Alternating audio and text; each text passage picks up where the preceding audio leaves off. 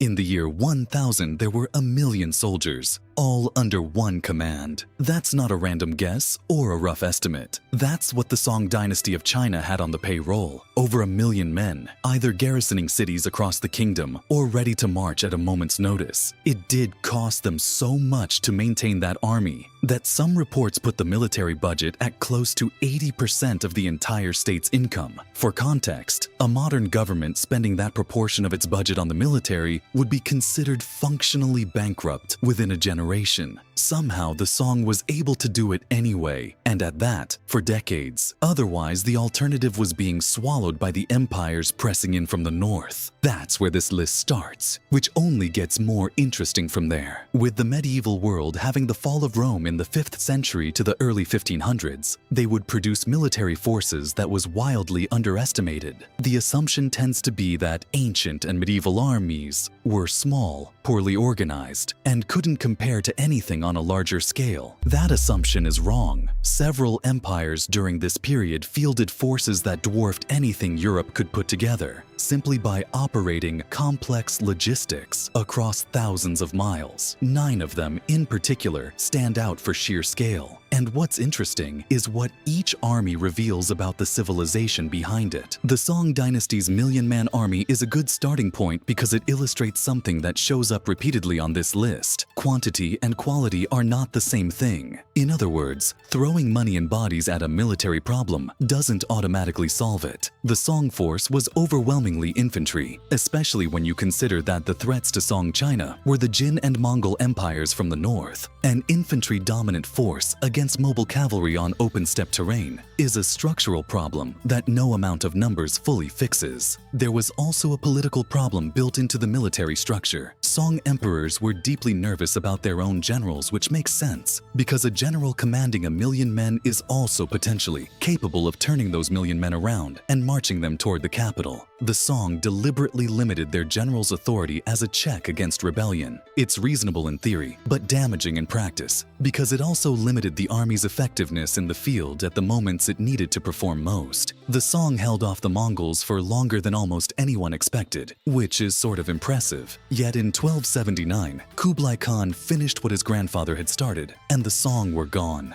The Ming Dynasty came later and took a completely different approach to building military scale, where the Song had a professional standing army eating up most of the budget. The Ming used a conscription system called Wei Suo. Every household in China had to provide at least one military-aged male for service, who was also expected to arrive with his own supplies. There is a persistent myth that revolutionary France in the 1790s invented the concept of mass conscription. The Ming were doing it centuries earlier, though. At full strength, the Ming could put over 1,000,000 men in the field. Even in the decline of the dynasty, documents from the 1500s confirm they could still mobilize 850,000 men for combat. Very few European states came anywhere close to those numbers. China's population and administrative machinery were to the point that its competition was scarce. Actually, Europe's largest medieval armies would have been rounding errors on Ming military spreadsheets. We now move to the Tang Dynasty, which preceded both the Song and the Ming, built its force on a system called the Fubing, drawing soldiers from the peasantry and organizing them into regional units that could be called up when needed. In the 7th century, this produced an army of around 600,000. That allowed the external threats and internal rebellions to push that number toward 1,000,000 over time. The Tang eventually shifted from conscripts toward professional full-time soldiers, deciding that people who did this as their actual job were more reliable and more capable than farmers with spears. That change made the Tang military sharper man for man. Even as the raw numbers changed, other Chinese dynasties watched the Tang model closely and copied it. The pattern of large state armies drawing from the peasantry became the template for Chinese military organization for centuries. Leaving China now, the Byzantine Empire in the 6th century controlled most of the Mediterranean world. Emperor Justinian I had one mission, and that was to rebuild the Roman Empire. His senior general Belisarius executed that that mission with skill that military historians still study today. Rome reconquered large portions of North Africa for themselves, parts of Iberia under Byzantine control, which, at the peak of this expansion, Constantinople had an estimated 350,000 men under command of the Roman army, supplemented by soldiers recruited from across the empire's vast and cosmopolitan territories: Greeks, Armenians, North Africans, Goths. The Byzantine military was its own diverse melting pot. The most famous unit in the whole army wasn't Byzantine at all, though. The Varangian Guard was founded in the late 10th century, which was composed almost entirely of Norsemen. Later, it included Englishmen, particularly after the Norman conquest of 1066 that sent Anglo-Saxon warriors looking for employment elsewhere. Viking mercenaries guarded a Greek emperor in Constantinople. That's why the Varangian Guard was valued precisely because they were outsiders with no stake in Byzantine dynastic politics. They couldn't make themselves emperor if they had no local alliances to play. They were paid very well to protect whoever was on the throne, so that's what they did. As Byzantine power contracted over the following centuries, the army shrank with it. But at its height, it was one of the most capable forces in the medieval Mediterranean. When moving on to the Sasanian Empire, the Persian Empire that preceded the Islamic conquests, we see they fielded somewhere over 300,000 men across its territory between the 3rd and 7th centuries CE. The numbers are harder to pin down precisely than for the Chinese dynasties because the administrative records are less complete, but scholars are confident in the general scale. What made the Sasanian military distinctive wasn't just size, but instead was composition. Elephant-mounted troops provided a psychological impact in battle that was genuinely difficult to counter if you'd never encountered it. A wall of war elephants charging toward you is not something infantry just naturally knows how to respond to. The Aswaran cavalry were the elite arm, heavily armored horsemen whose descendants would eventually influence cavalry traditions across the Middle East for centuries. For most of their existence, the Sasanians were locked in a grinding, exhausting conflict with the Byzantines over the Levant and parts of Anatolia. Neither side ever quite finished the other off because both bled. When the Arab armies of the Rashidun Caliphate came north out of the Arabian Peninsula in the 7th century, they were hitting two empires that had been weakening each other for decades. The Sasanians, despite their formidable military history, couldn't absorb such a blow. In 651 CE, the empire was destroyed, when before it had stood for over 4 centuries and was gone within a generation of the Arab expansion. The Vijayanagara Empire in southern India definitely belongs on this list. For some reason, it almost never gets mentioned in the same breath as the Chinese dynasties or Mongols. Ruling the southern Indian subcontinent for roughly 2 centuries, the Vijayanagara maintained a military that European travelers who visited and wrote about seeing between 500,000 to 750,000 men available for war. The most professional and capable component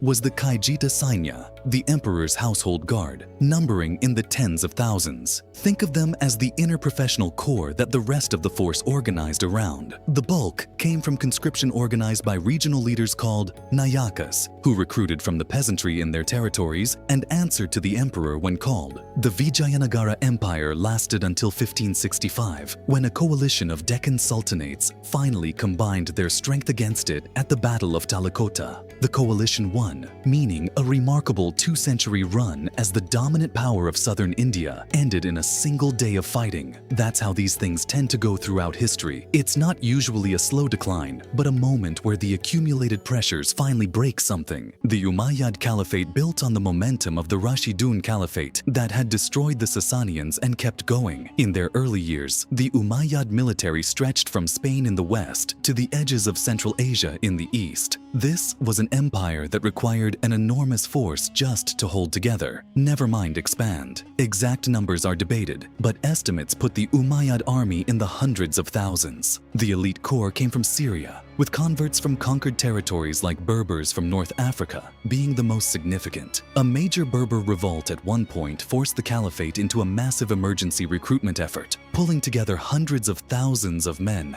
just to defend territory it already held. Internal divisions eventually did what external enemies couldn't, and the Umayyad Caliphate fell not to a foreign conqueror, but to a revolution from within its own borders. The cavalry entry on this list is the Delhi Sultanate, while most of the other armies here were predominantly infantry with cavalry as a significant supporting component. The Delhi Sultanate organized itself the other way around. They put cavalry first, while everything else is in support. At peak strength in the 14th century, close to 500,000 men were available, all of which predominantly mounted. That mobility gave the Sultanate capabilities that infantry-heavy forces simply didn't have. Abilities to move fast and project force across vast distances before an enemy could concentrate. They also used mangonels and mining techniques for sieges, which meant fortified cities couldn't simply wait them out. They held off Mongol invasions that broke other empires. Their reason was internal chaos eventually accomplished what the Mongols couldn't. However, down the line, the Mughals swept in and finished it in 1526. Speaking of the Mongols, who deserve their own category entirely, Genghis Khan started with a relatively small force. By the time the empire was expanding across Eurasia, it had grown to hundreds of thousands. Original Mongol warriors, forced recruits from conquered peoples, and voluntary fighters who wanted to join the winning side. A large portion of every conquered territory had to be garrisoned. Every city taken required soldiers to hold it. And yet, after leaving garrisons across everything from China to Persia, the Mongols still advanced into Europe with 150,000 men, 150,000 cavalry, mounted soldiers who could cover roughly twice the daily distance of foot soldiers, and required supplies for both men and horses across thousands of miles of hostile territory. The logistics of keeping that force fed and functional is one of the more overlooked achievements in history. European armies of the period had nothing that could match the Mongol combination of scale. In fact, the advance toward Western Europe stopped only because the great Khan Ogedei died in 1241. This would require the Mongol princes to return east for the succession. All of these 9 armies and 9 empires all revealed something different about what actually builds and sustains military power at a massive scale. By now, it's clear that the medieval world wasn't small. It was enormous, and that's what we explore more of on this channel.